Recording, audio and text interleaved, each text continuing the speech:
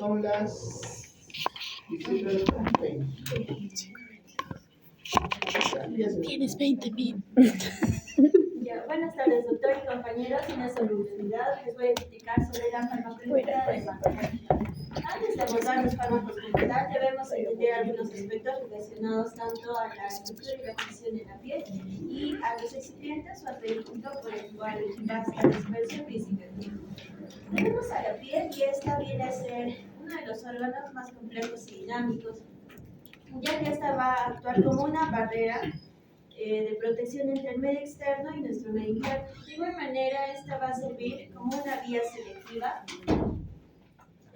sobre todo desde el punto de vista farmacológico en cuanto a la absorción de los diferentes fármacos, permitiendo así tanto su efecto local como efecto sistémico. La piel va a tener diferentes capas, principalmente la epidermis, la dermis y la hipodermis. Dentro de la epidermis vamos a tener otras capas también, viene a ser la más exterior, el estrato córneo, y va a ser la más importante de todas. Porque aparte de que esta es la que está en contacto con el exterior directamente, también evita la pérdida de agua y la entrada de sustancias externas o ajenas a nuestro cuerpo. Asimismo, esta va a funcionar como un reservorio de diferentes fármacos y esta va a permitir liberarlos prolongadamente a pesar de que ya no se administre el fármaco. Y finalmente vamos a ver que es importante mantener una hidratación a este nivel, ya que puede acelerar o mejorar en cuanto a la absorción de un determinado fármaco. También tenemos a la epidermis viva, que está conformada por el estrato basal, granuloso y espinoso. Como tal, aquí podemos encontrar a los melanocitos, a las células de Langerhans, a las células de Merkel, las presentadoras de antígenos, dendríticas y inmunológicas. Después tenemos a la dermis. Esta va a funcionar como un soporte mecánico y aquí vamos a encontrar a los plexos capilares superficiales y los linfáticos. Estos van a realizar la función mayormente de una absorción sistémica. Aquí también podemos encontrar a los folículos pilosos y a las glándulas sudoríparas, que estos también pueden funcionar como vías de ingreso o de absorción de los fármacos. Pero mayormente las glándulas sudoríparas no van a absorber, sino que van a facilitar la eliminación de uno de los fármacos, como la liseofulvina. Y finalmente tenemos a la hipodermis, que es la capa más profunda y sirve de reservorio de energía y aislamiento térmico. En general, la administración tópica de los fármacos van a tener los siguientes propósitos: actuar de forma directa sobre las lesiones cutáneas, asimismo llegar a otros tejidos mediante una absorción sistémica o efecto sistémico, y maximizar el efecto local. Bien, vamos a ver que cuando se va a absorber un fármaco, esta puede sufrir alteraciones en su composición y estructura, y solo una parte va a lograr pasar este estrato córneo, que es la principal barrera que va a existir entre el medio externo y nuestro cuerpo. Recordemos o pongámonos de esta forma, que el estrato córneo es como un muro conformado por ladrillos y por cemento, donde las células o los corneocitos son los ladrillos y el cemento, en este caso, son los lípidos intercelulares. ¿Qué va a permitir que pueda pasar un medicamento de manera más fácil? Esto se debe al bajo peso molecular. Aquellos menores a 500 datos pueden pasar fácilmente. En cuanto a la solubilidad, aquellos fármacos lipofílicos van a pasar de igual manera más fácil. Y en cuanto al coeficiente de partición alto, aquel que permite pasar del vehículo del excipiente a nuestro estrato córneo. Como tal, tenemos tres vías de absorción: una intercelular entre los espacios de las células, que esta es la vía principal; una vía transcelular a través de la misma célula, esta representa una vía secundaria; y la folicular a través de los folículos pilosos y glándulas sebáceas, pero esta es mínima. Ahora, ¿qué factores ayudan a modificar la biodisponibilidad? ¿Cuándo aumenta o cuándo disminuye la absorción de un fármaco? Aumenta cuando hay mayor hidratación. Es decir, que en este caso el estrato córneo, al momento de hidratarla, vamos a abrir estos espacios entre las células y va a pasar mejor el medicamento. También en cuanto al calor local, cuando hay una mayor vasodilatación, hay mayor perfusión, hay mayor absorción. Si la piel está lesionada o inflamada, aquí como tal hay una lesión que permite el pase del medicamento. Y en caso de vehículos oclusivos, con oclusivos nos referimos a que estos van a evitar que se evapore el agua. Y si evitamos esto, hay una mayor hidratación y por tanto una mayor absorción. Y también en cuanto a energía ultrasónica, corriente de ahora, ¿qué disminuye la absorción? Esto está basado en el grosor de la piel. Si la piel es más delgada, se va a absorber más. Si esta es más gruesa, como la palma de las manos o de las plantas, esta no va a poder absorberse fácilmente o va a ser más lenta. Y cuando la piel está seca o presenta escamas o costras hiperkeratosis, esto va a dificultar el pase de los diferentes fármacos. Ahora, también la piel desempeña una función de metabolismo por medio de las enzimas como el citocromo B26A1, asociado más que todo al ácido retinoico, y también existen algunas proteínas transportadoras como el OATP que va a facilitar la entrada de los aniones orgánicos, o el MDR o el EGP que va a favorecer la eliminación de los enemios. Y aquí es en general lo que les estaba diciendo. Tenemos el fármaco con su excipiente. Este va a atravesar el estrato córneo y puede depositarse en este lugar. Puede seguir atravesando las diferentes capas y llegar a su receptor correspondiente y realizar su acción y a su vez metabolizarse, y en cuanto llegue a la parte más profunda, al estar en contacto con el torrente sanguíneo, puede realizar una función sistémica o efecto sistémico. Ahora, en cuanto al vehículo o los excipientes, estos van a determinar la resolución o la dispersión de este fármaco, así modulando la biodisponibilidad cutánea. Puede influir tanto en la velocidad de liberación, la profundidad con la cual va a llegar este fármaco y la estabilidad de este, si se evapora o no, sobre todo este vehículo. Por tanto, va a cumplir la función en casos de aumentar la hidratación del estrato córneo para mejorar la absorción, puede acelerar o ralentizar lo que es la evaporización y así afectando su potencia. Por tanto, la acción de un fármaco no solo depende de este, sino de otros factores como el tipo de lesión, la zona corporal y también la preferencia del paciente. Podemos decir entonces que si una lesión está seca o es crónica, vamos a optar por vehículos o excipientes oleosos que permitan una mayor hidratación para una mayor absorción. Si la lesión está húmeda o exudativa, lo que tenemos que lograr aquí es tratar de secar esta lesión. O, en este caso, usar bases acuosas o geles para modular la absorción de un fármaco. En zonas pilosas o áreas amplias vamos a optar por lociones o soluciones que no manchan la ropa, estos se evaporan rápido, y en caso de que requiramos un efecto sostenido o sistémico, vamos a optar por parches transdérmicos. Bien, aquí como tal tenemos los ejemplos. En el caso de la pomada, estos van a ser soluciones oleosas que van a permitir una mayor hidratación, y estos en cuanto a la oclusión, es decir, la capacidad para la evaporación va a ser alta, por tanto hay una mayor absorción a este nivel con el uso de estos. En el caso de la crema, esta se propaga y se elimina fácilmente y no deja esa sensación grasosa. Esta tiene una oclusión baja. En cuanto a los geles, estos pueden estar asociados a alcoholes y evaporarse fácilmente, no manchan ni tampoco son oleosos y no tienen la capacidad de la oclusión. Y finalmente las soluciones, las lociones o las espumas también pueden optarse tanto en el cuero cabelludo y en otras áreas con vellos, y pueden asociarse también a alcoholes y estos pueden evaporarse fácilmente. Estos también ofrecen la característica de secado de la lesión y tampoco tienen la capacidad de oclusión. Ahora continuamos con los glucocorticoides. Los glucocorticoides como tal van a tener la acción de antiinflamatorios. Estos se van a clasificar según su potencia en alta, moderada y baja. Los de alta potencia se usan mayormente para lesiones dermatológicas graves. Vamos a usar en el caso de dermatitis severa, psoriasis, eritema, lupus cutáneo, y vamos a optar por el clobetasol, la betametasona, la diflorazona, y estos pueden tener efectos adversos como atrofia cutánea, estrías, telangiectasias, hiperpigmentación y supresión adrenal.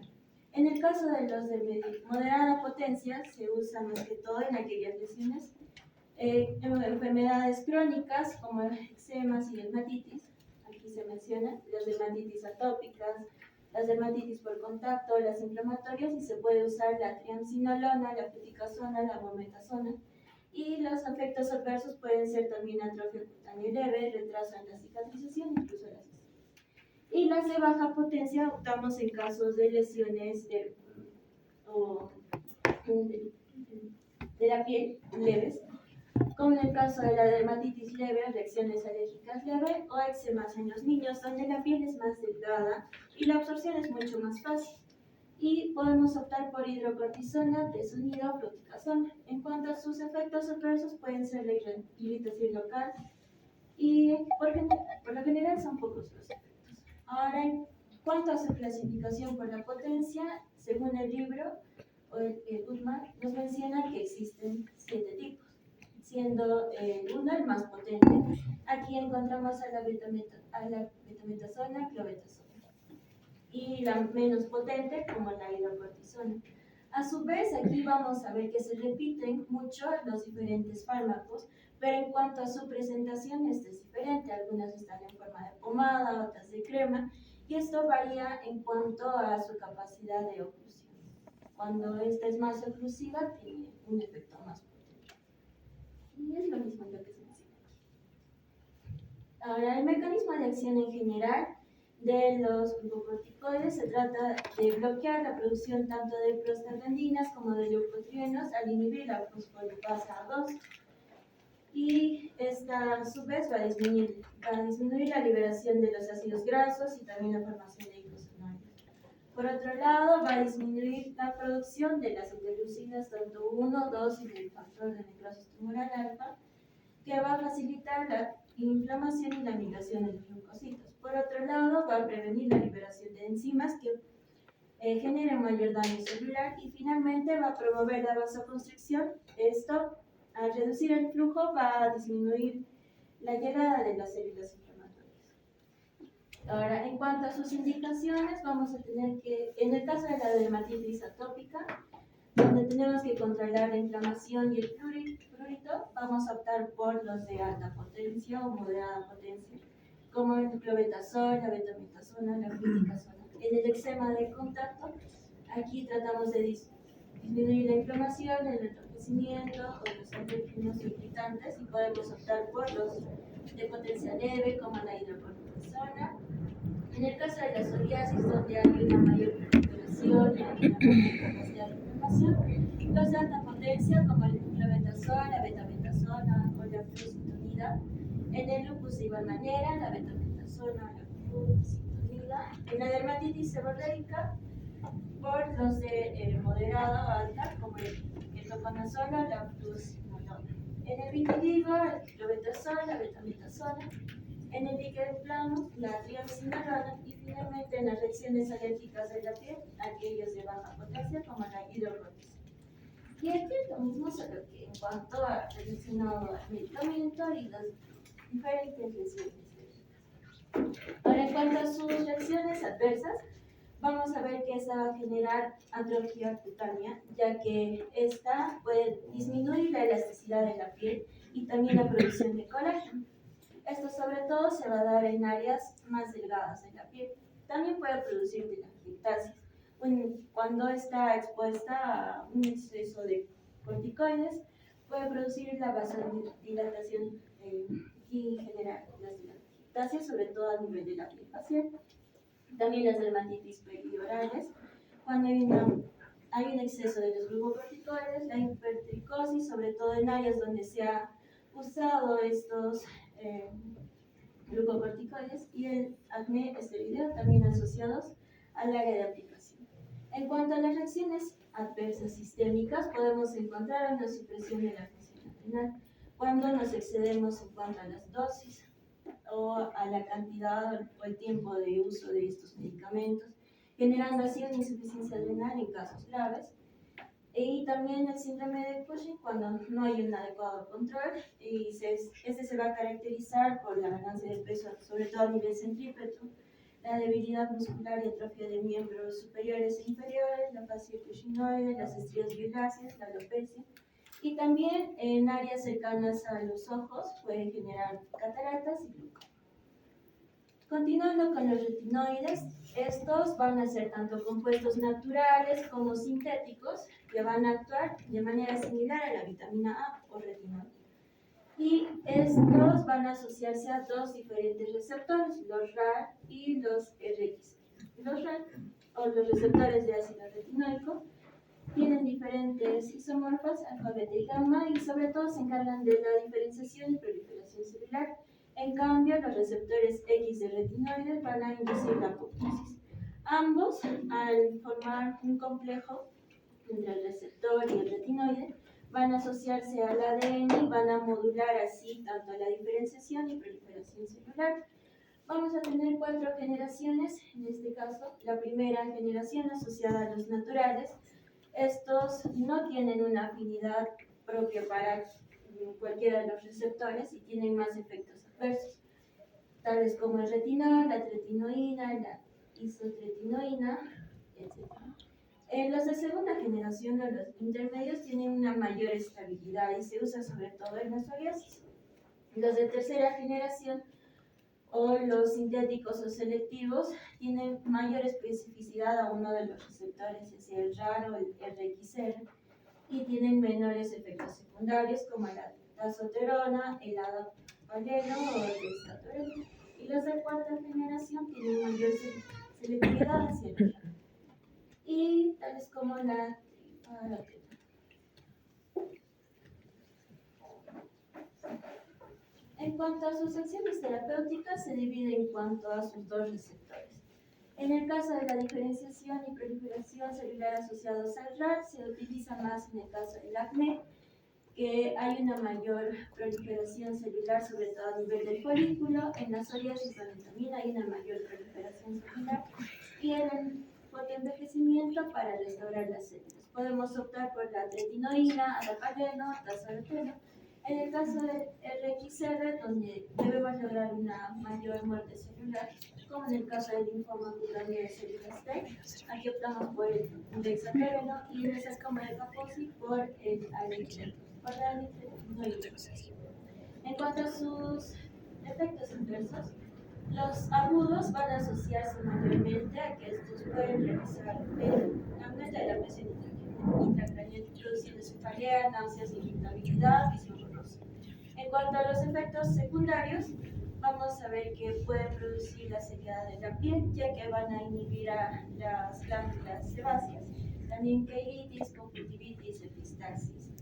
Y también vamos a ver alteraciones a nivel de laboratoriales, produciendo dislipidemias, aumento de las transaminasas y puede causar hipotiroidismo.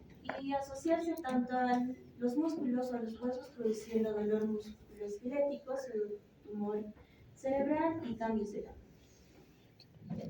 Y estos tienen una alta teratogenicidad. Por tanto, se debe tener cuidado con su uso y está prohibido en pacientes embarazadas y en aquellas mujeres fértiles. Aquí, como tal, las acciones, en resumen, vamos a ver que van a normalizar la queratinización follicular, reduciendo así la formación de comedones. De igual manera, van a reducir la degradación en otros casos del colágeno, cuando es moderado, y van a inducir la hiperplasia y disminuir así la actividad celular. Esto ya lo mencioné. Y en cuanto a los fármacos, la tetrinoína va a ser indicada en el caso del acné y el fotoenvejecimiento. Algo importante sobre esta es que reacciona al estar en contacto con la luz, por tanto se recomienda que solo se aplique durante la noche. En el caso del adapaleno, esta no tiene esta condición, es estable mayormente a la luz y al benzoilo, que es más lipofílico, por tanto tiene una mayor absorción y se usa mayormente en el acné vulgar. En el caso del isotoreno se usa en la psoriasis y el acné, el fotoenvejecimiento, y puede combinarse con los glicocorticoides para mayor eficacia. La trifaroteno para el acné facial y troncal, la alitretinoína para el sarcoma de Kaposi y también el bexatoreno para el linfoma cutáneo de Silvestre. Ahora, en cuanto a sus usos a nivel sistémico, puede ser tanto para un acné severo, la psoriasis o el linfoma cutáneo de células T. Como ya se mencionó, estos están contraindicados en el embarazo, lactancia, planificación del embarazo.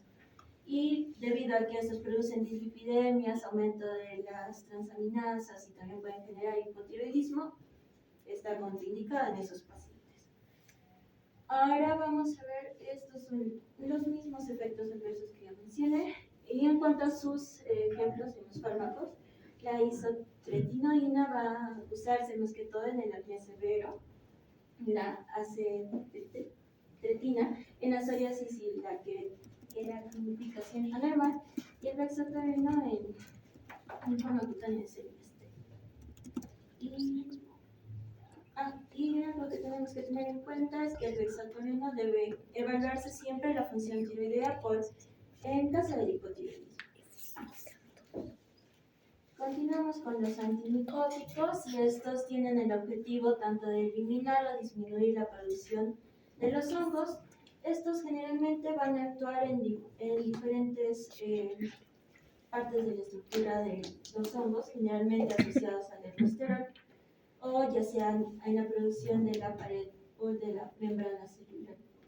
Vamos a tener que en el caso de la infección por dermatofitos de la piel, como la tinea corporis, el crurus o la tinea pedis, podemos optar por las alinamidas, las benzinamidas o los azoles, como el clotimazol, ketoconazol, miconazol. Y existen algunos que tienen también un efecto antibiótico, ya que estas lesiones pueden predisponer a la infección por bacterias, como el econazol o el cicloprox. A nivel sistémico, cuando hay una mayor diseminación, podemos optar por la terbinafina, el fluconazol, la itraconazol, la lisofulina y el ketoconazol, pero se tiene riesgo de hepatotoxicidad y prolongación del púrpura. En el caso de la infección dermatofítica de los pelos o de los folículos, mayormente asociados a la tinea capitis o al granuloma de Macochi, podemos optar por los tratamientos sistémicos como la glicopina, la terbinafina, el fluconazol y el isoconazol. En el caso de la onicomicosis, cuando está asociada mayormente a las uñas y también a la cándida, el tratamiento sistémico viene a ser el más efectivo, pero si queremos tratarlo con medicamentos de manera oral, tenemos que sí o sí confirmar la infección micótica. Ahora, podemos optar por la terbinafina, que es más efectiva, en los adultos de 200 miligramos por día, por 6 semanas en las uñas de las manos y 2 en los pies. El itraconazol, 200 miligramos por día en los adultos, 6 semanas en las uñas de las manos y 12 en la de los pies. Fluconazol, en caso no haya no se puede usar estas dos anteriores. Y finalmente la glicofulina, que es menos específica. También podemos optar en caso de que la lesión sea leve, sea moderada, o que no afecte la matriz unguial, o el paciente no está apto para estos fármacos, podemos optar por el ciproflox, el ACA, la efinaconazol o el tababorol por 48 semanas. En el caso de la candidiasis cutánea, optamos por los azoles como el clotimazol, miconazol, ketoconazol y la listatina. Y cuando es sistémico, por el fluconazol y el itraconazol. En caso de las infecciones por la malacesia, como la pitiriasis versicolor o la dermatitis seborreica, optamos primero por los azoles, ya sea en crema o en shampoo. Y como alternativa, el ciproflox, la terbinafina, el sulfuro de selenio, la piridoxina de zinc y los zinc. En caso sea sistémico, por el fluconazol, itraconazol y terbinafina. Y aquí es un resumen de todo lo que hicimos. Aquí de En cuanto a los antibióticos, como tales, estos tienen el objetivo de eliminar o ya sea reducir el crecimiento de las bacterias. Uno de ellos viene a ser la mupirocina, que va a actuar generalmente inhibiendo a la isoleucina ARN transferasa sintetasa bacteriana. ¿Qué quiere decir? Que va a evitar que la isoleucina se forme dentro de la proteína. Por tanto, va a haber una disminución de la síntesis proteica, generando así un efecto bacteriostático, y altas dosis va a funcionar como un bactericida. Y esta no tiene resistencia a la cruzada, y por tanto se puede usar en casos de lesiones con bacterias resistentes. Esta se absorbe mínimamente en la piel intacta, mayormente en aquellas con lesión. Se metaboliza a nivel hepático, formando así el ácido mónico y se elimina por vía renal. Es de primera elección en el impétigo, después en la foliculitis, forúnculos, dermatitis o eczema infectados y en la erradicación de los estafilococcus meticilino resistentes. Y en cuanto a sus efectos adversos, puede producir ardor, prurito, eritema local, dermatitis de contacto, la cual es rara. Después tenemos el ácido fucídico. Este, como tal, va a actuar sobre el factor de innovación G, que en otras palabras va a evitar que el ribosoma pueda leer ARN mensajero y así la formación de una proteína. Por tanto, inhibe la síntesis proteica. Y también tiene efecto bacteriostático y bactericida a altas dosis. Es de buena penetración cutánea y por tanto hay una absorción mínima en cuanto a la piel intacta. Se metaboliza por vía hepática y se elimina por vía renal. Se puede usar en el impétigo, la foliculitis, forúnculos, infecciones oculares, y puede usarse por vía oral e intravenosa para infecciones óseas o de partes blandas, pero es menos común. Y en cuanto a sus efectos adversos, puede generar irritación local, leve, prurito, eritema, dermatitis de contacto. Continuando con la clindamicina, esta de igual manera, al entrar dentro de la célula bacteriana, va a unirse de forma reversible a la subunidad 50S, inactivando así posteriormente la síntesis proteica. Y por tanto tiene un efecto bacteriostático y altas concentraciones bactericidas. En cuanto a su farmacocinética, su absorción es moderada, tiene altas concentraciones, sobre todo a nivel de los folículos pilosos y del sebo, y se metaboliza por vía hepática. Algo que recordar es que sus metabolitos pueden ejercer también la misma acción antibacteriana, a pesar de que ya se haya eliminado. Y en cuanto a su uso, puede ser ante la apnea vulgar, la foliculitis, foliculosis leve, y los efectos adversos pueden generar irritación local, edema, sequedad, prurito, diarrea. Continuando con la eritromicina, esta va a unirse al sitio 23S del ARN ribosomal. Posteriormente va a inhibir la síntesis proteica, resultando así como un bacteriostático y tiene la misma acción que la clindamicina. Esta se absorbe moderadamente y se distribuye más por los folículos y el sebo, y también tiene un metabolismo hepático. Se usa más en el acné vulgar y las infecciones cutáneas leves, sobre todo por gram positivas, y puede servir como una alternativa cuando hay intolerancia a las tetraciclinas. En cuanto a sus efectos adversos, puede generar irritación local, ardor, sequedad, eritema, resistencia bacteriana rápida si el uso es prolongado. Continuando con los antivirales, aquí tenemos 4 tipos principales de virus. El virus del papiloma humano, del herpes simple, el virus de la varicela zoster, el virus del molusco contagioso. El virus del papiloma humano va a generar verrugas comunes o verrugas genitales, como puedes observar. El virus del herpes simple va a generar vesículas dolorosas, ya sea en la piel o mucosas, sobre todo a nivel del labio, como se observa. Y el virus de la varicela zoster, en un primer contagio, va a generar varicela, y si es incidente, el herpes zóster o colitis. Y finalmente el virus del molusco contagioso va a generar lesiones redondeadas, peladas y umbilicales como se observa.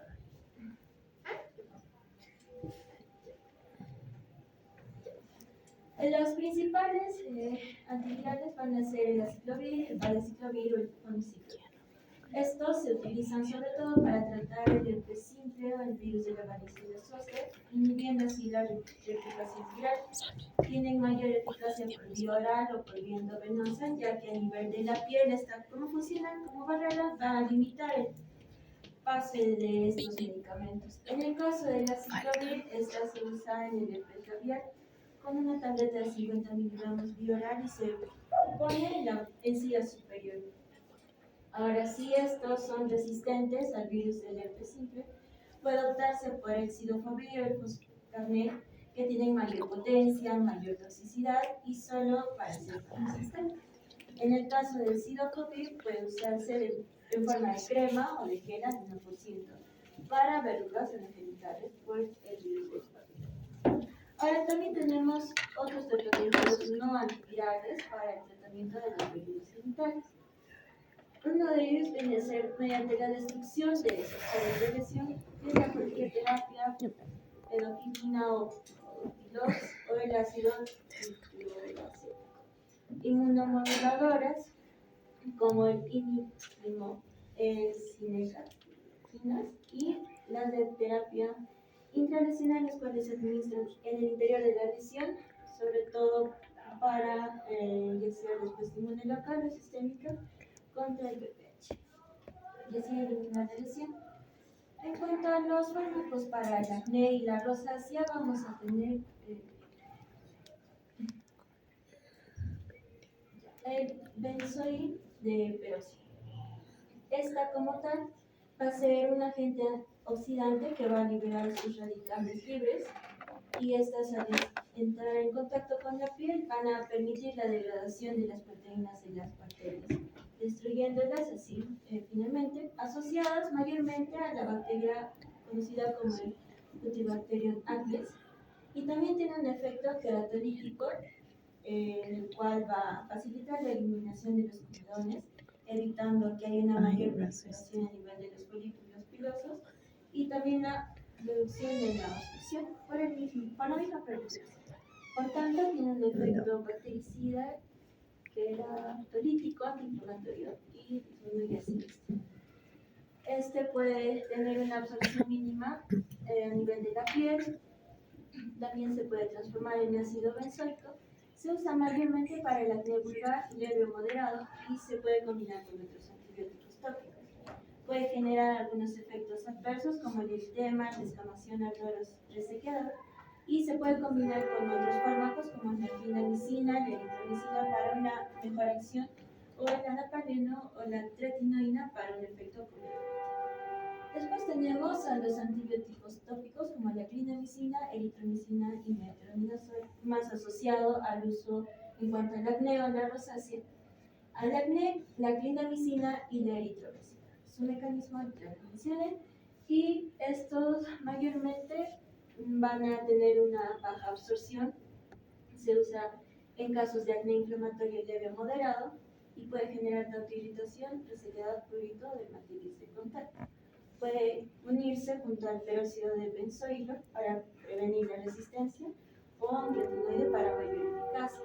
En el caso de la rosácea, optamos por el metronidazol, que tiene un efecto también antibacteriano leve y potencialmente antiinflamatorio. Estos se usan en rosáceas papulopustulosas o eritema lactáceas leves. Puede generar eritema, sensación de ardor o resequedad leve, y pueden combinarse con el ácido acelaico. Después tenemos el ácido acelaico, que tiene como tal un dicarboxilo natural con un efecto antibacteriano, antiinflamatorio y antiqueratinizante. Estos también van a actuar sobre todo a nivel de las mitocondrias ribosomales y ribosomas del Cutibacterium acnes y también del Staphylococcus epidermidis, interfiriendo así la formación de proteínas y también disminuyendo la queratinización. Como tal, tiene un efecto antibacteriano, antiinflamatorio, antioxidante y despigmentante, sí, ya que inhiben a la enzima tirosina y su absorción es menor al 10%, se elimina por vía hepática y se usa mayormente para el acné leve moderado, rosácea papulopustulosa, hiperpigmentación postinflamatoria y puede usarse con retinoides suaves o peróxido de benzoico.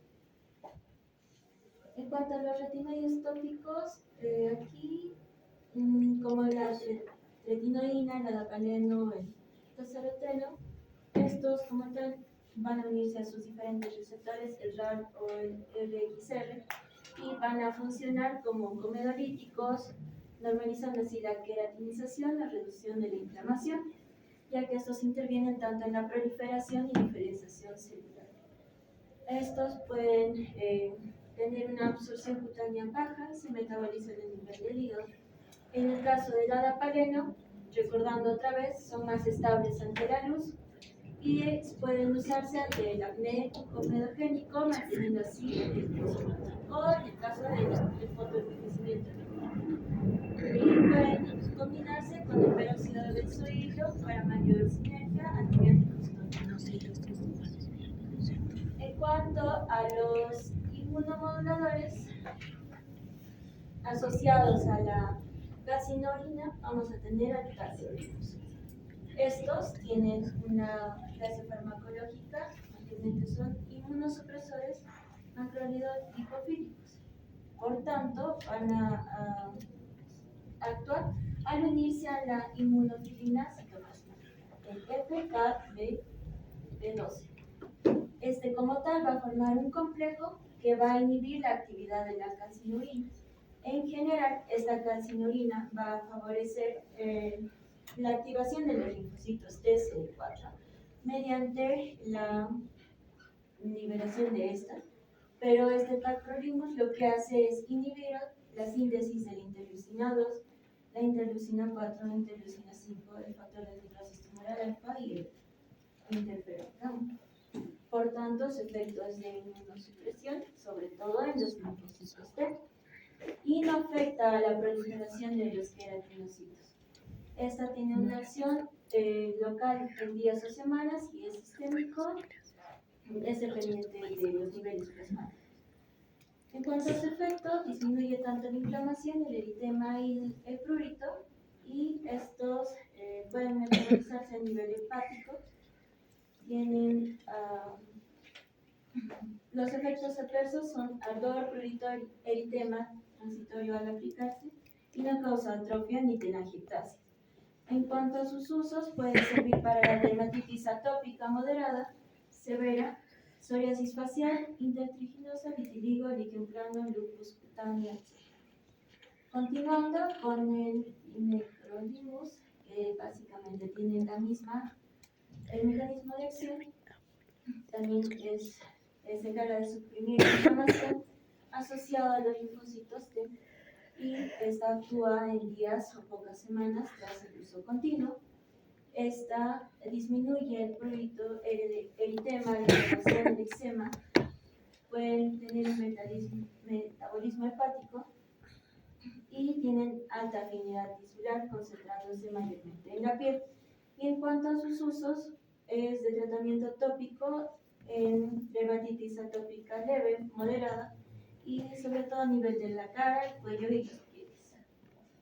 También, en el caso de los agentes biológicos por psoriasis, se puede optar por adalimumab, que actúa al inhibir el factor de necrosis tumoral alfa, impidiendo que se unan sus dos receptores, el 1 y el 2. Por tanto, va a disminuir la activación de los linfocitos T, la producción de las interleucinas 1, 6 y 8, y disminuyendo así el reclutamiento de los neutrófilos y linfocitos, y así también la proliferación de los queratinocitos. También su acción es inmunosupresora. Su efecto principal es reducir la inflamación. Tienen una respuesta a la segunda o cuarta semana y de máxima mejoría en las 12 o las 16 semanas. En cuanto a su duración, es más prolongada y su distribución predominantemente en el plasma y tejidos inflamables. No atraviesa en este caso la barrera hematoencefálica y tiene un metabolismo por medio del metabolismo proteico, no está asociado al hígado y se elimina por la vía o por el sistema reticular endotelial. En cuanto a sus efectos terapéuticos, disminuye la inflamación, se produce el eritema, la descamación, el engrosamiento epidérmico. De igual manera, el infliximab tiene el mecanismo de acción, es un inmunosupresor, actúa a la primera o la segunda semana tras la primera infusión y tiene una duración prolongada de 8 a 10 días, de 8 a 10 días, y esta se distribuye, se metaboliza y se elimina de la misma manera que la anterior. En cuanto a sus efectos adversos, puede producir fiebre, urticaria, cefalea, escalofríos o infecciones respiratorias. Dentro de sus ventajas puede ofrecer lo que es una antiinflamación, eficacia en psoriasis extensa, artritis psoriásica y enfermedades inflamatorias intestinales. En cuanto al etanercept, también tiene el mecanismo de acción. Es un inmunosupresor inmunomodulador selectivo que actúa la primera y la segunda semana en el mismo tiempo de vida media. La distribución y el metabolismo y la eliminación es igual que el anterior y también los efectos adversos. Y en cuanto a sus efectos terapéuticos, es usado en la hiperplasia epidérmica, liberación de mediadores inflamatorios y mejora el índice de paz, que es en cuanto a la seguridad para el área de psoriasis. Ahora, en cuanto al ustekinumab, va a inhibir la interleucina 12 y 23, generalmente al asociarse a la subunidad P40, que bloquea los receptores para estas interleucinas, produciendo así una disminución de activación de linfocitos TH1 y activación de los linfocitos TH17. Estos funcionan como inmunomoduladores selectivos, tanto para las dos vías de las interleucinas, tienen un efecto a la segunda o cuarta semana, su vida media es de 21 días aproximadamente, y se distribuyen en metabolismo y eliminan de la misma forma que las anteriores. Puede producir nasofaringitis, cefalea, prurito, reacciones leves en el sitio de la inyección y sobre todo estas van a tener los efectos terapéuticos en cuanto a la inflamación démica, hiperplasia epidérmica y normalizar la arquitectura. Ahora, también tenemos los fármacos despigmentantes y antipsoriásicos. Los despigmentantes como la hidroquinona, estos son el estándar o gol estándar, utilizados mayormente en el tratamiento del melasma. Como tal, su acción es inhibir la tirosinasa, importante para la conversión de la tirosina en melanina, por tanto inhibe así su síntesis y también destruye los melanocitos. Por tanto, su acción es despigmentante local, tiene un inicio de sus efectos a la cuarta o la octava semana de un uso continuo.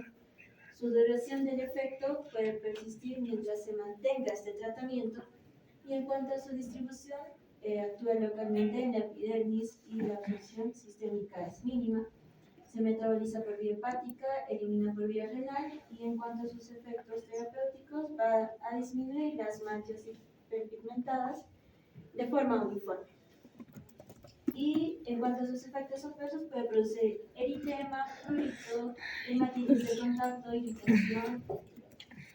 Ahora, en cuanto al ácido cólico, de igual manera es un despigmentante, antioxidante, en este caso es un quelante del ion cobre que actúa sobre la tirosina y la finalidad es inhibir la síntesis de la melanina.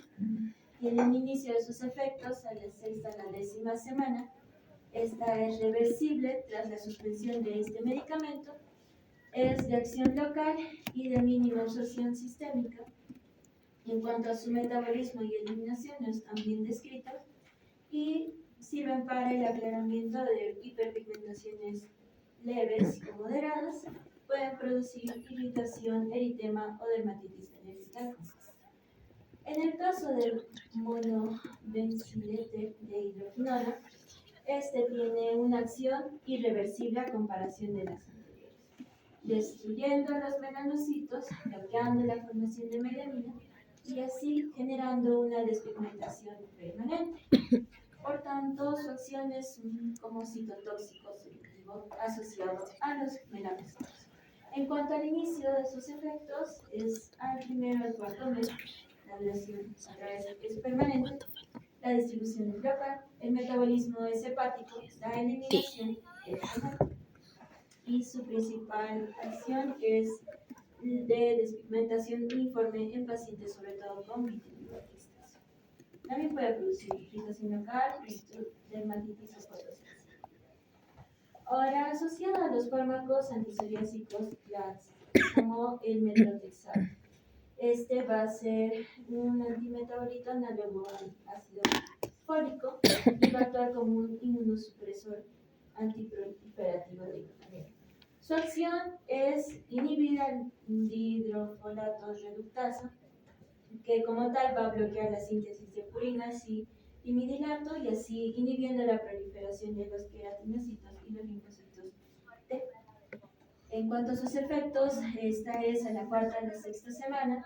Su duración es de días a semanas. Tras las dosis se distribuyen tanto en el hígado, riñón y médula ósea. El metabolismo es hepático, la eliminación renal y sobre todo disminuyen la proliferación epidérmica, inflamación y mejoran de las placas psoriásicas. Puede producir hepatotoxicidad, mielosupresión, náuseas, estomatitis, alopecia y fibrosis hepática, y puede ser teratogénico. Continuando con la ciclosporina, esta va a tener una acción similar al tacrolimus, inhibiendo así la calcitonina y posteriormente reduciendo la proliferación de los linfocitos T, por tanto es un inmunosupresor de igual manera, que actúa a la segunda a la cuarta semana.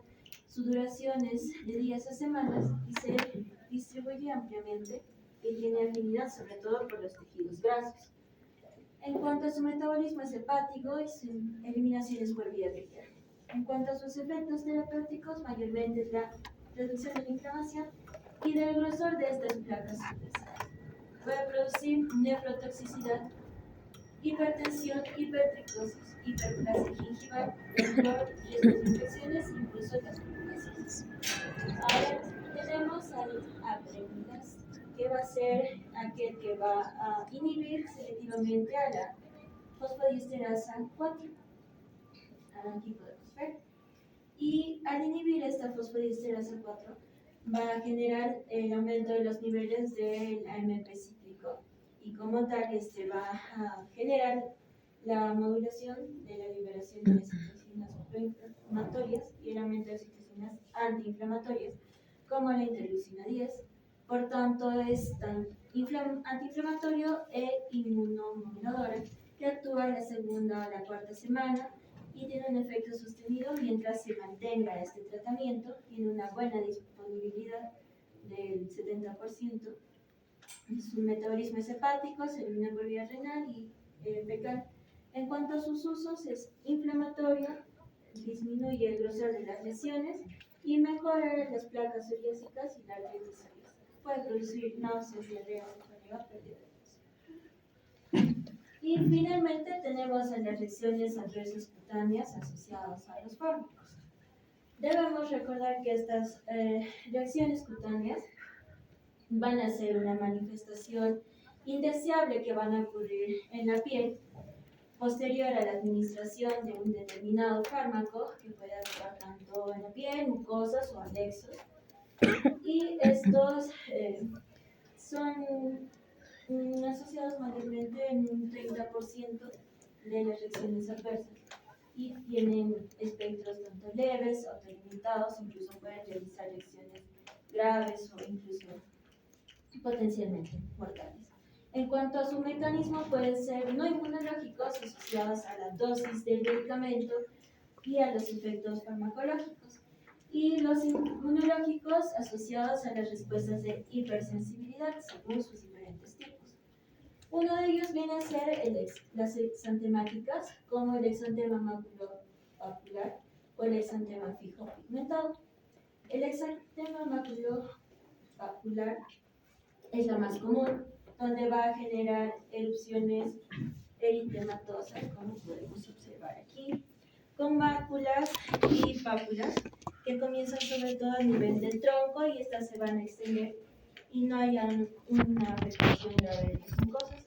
Tienen una reacción de hipersensibilidad tipo 4 mediada por los linfocitos T, y en cambio el exantema fijo pigmentado son más delimitados, aunque también hay eritema y edema, que también pueden, sobre todo estas aparecen cuando se vuelve a utilizar el mismo fármaco y estas suelen tener efectos más severos que el primero, y tienen una hipersensibilidad mediada por los linfocitos de memoria de igual manera. En cuanto a las urticarianas o los fotoalérgicos, como la urticaria y el angioedema, la diferencia es que la urticaria va a producir ronchas o abones pruriginosas, eritematosas y van a ser elevadas. El angioedema, en cambio, va a generar una hinchazón profunda, a menudo a nivel de los labios, los párpados, incluso la lengua o la laringe. Estos se asocian más a una hipersensibilidad de tipo 1 mediada por las inmunoglobulinas E y liberación directa de otros mediadores. En cambio, las reacciones por fotosensibilidad van a generar erupciones que ocurren sobre todo en áreas expuestas al sol. Por tanto, en este caso, las reacciones de tipo 4 asociadas mayormente a la exposición a los rayos UV, y estos van a estar también mediados por los linfocitos T. Y aquí tenemos otras reacciones en cuanto a los diferentes tipos de fármacos. En el caso de los beta-lactámicos, como las penicilinas o las cefalosporinas, pueden generar reacciones como exantema maculopapular, urticaria, anafilaxia. Las sulfonamidas, como el sulfametazol, dimetropin o la sulfasalazina, pueden generar el síndrome de Stevens-Johnson, la necrosis epidérmica tóxica, que son de alto riesgo. Los anticonvulsivos o los aromáticos, como las carbamazepinas, la motrigina, la fenitoína, de igual manera pueden generar el síndrome de Stevens-Johnson, la necrosis epidérmica tóxica, asociados mayormente también a un síndrome de hipersensibilidad por fármacos con neosensibilidad y síntomas sistémicos. Este se caracteriza principalmente por la presencia de rash, fiebre y síntomas sistémicos asociados a eosinofilia. Y otros fármacos como el alopurinol, que es como tal para realizar también el riesgo de síndrome de Stevens-Johnson, la necrosis epidérmica tóxica, y hay como el ibuprofeno y el diclofenaco, que van a producir urticaria, angioedema y exantema. Y aquí tenemos una observación en cuanto al síndrome de Stevens-Johnson y a la necrosis epidérmica tóxica, que estas tienen la característica de desarrollar una hipersensibilidad tipo 4 moderada por los linfocitos T, en el cual estas son potencialmente mortales y se caracterizan por una necrosis masiva. De igual manera, el desprendimiento de la epidermis se observa aquí.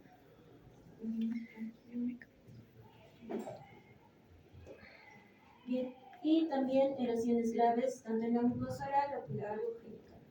Dentro de su clínica inicial pueden ser iniciales prodrómicos, que es la fiebre, malestar, ardor ocular, y pueden seguirse de lesiones eritematosas dolorosas que pueden generar ampollas, desprendimiento de la piel, característico del signo de Minkowski positivo. Ahora, estos se diferencian en cuanto a su desprendimiento o necrosis. El síndrome de Stevens-Johnson es menor al 10%. Puede haber una superposición de ambos, que está entre un 10 al 30%. Y en cuanto a la necrosis epidérmica tóxica, que es mayor al 30%, y es más mortal, entre un 25 y 50%.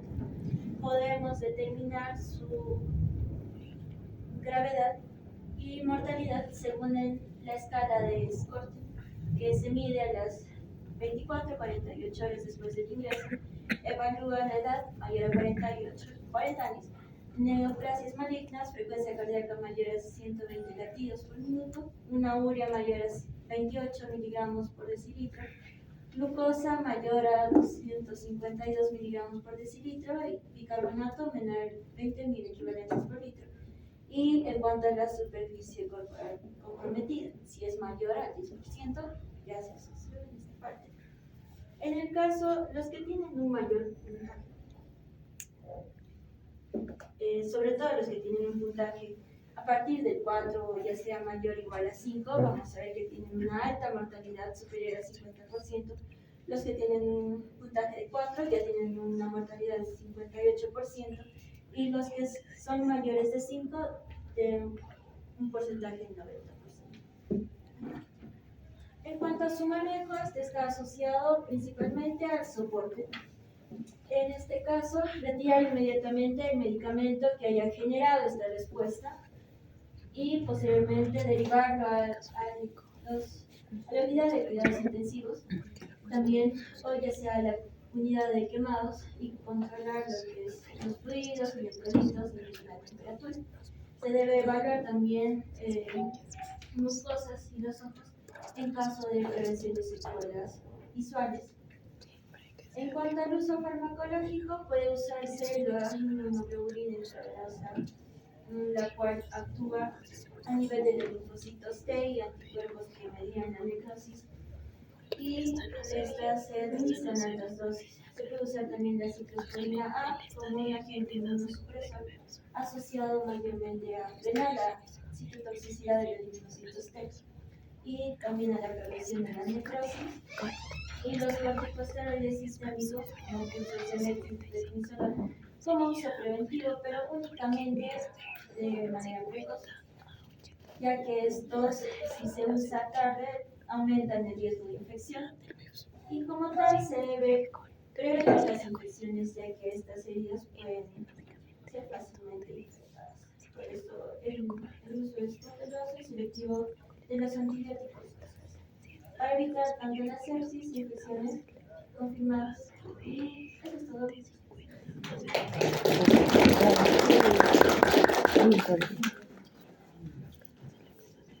Ahí nos quedamos, chicos, ya es todo. Listo.